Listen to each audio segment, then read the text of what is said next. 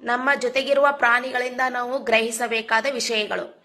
ಎಚ್ಚರಿಸುವುದರಲ್ಲಿ, ಓಡುವುದರಲ್ಲಿ, ಕೇಳುವುದರಲ್ಲಿ, ವಿಶ್ವಾಸದಲ್ಲಿ, ಸೇವೆಯಲ್ಲಿ, good girl, ಹಾಡುವುದರಲ್ಲಿ, ನಾಟ್ಯದಲ್ಲಿ, ವಿಜ್ಞಾನದಲ್ಲಿ,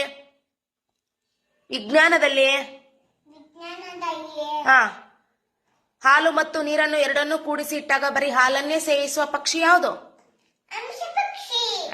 ವಿಜ್ಞಾನದಲ್ಲಿ, ಪೌರುಷದಲ್ಲಿ, ಸಾಹಸದಲ್ಲಿ, ಪರಾಕ್ರಮದಲ್ಲಿ, ದೃಷ್ಟಿಯಲ್ಲಿ, ಓದುವುದರಲ್ಲಿ, ಮತ್ತೆ ಶಾಂತಿಗೆ, ಕನ್ನಡದಾಗ ಗುಡ್ ಗರ್ಲ್.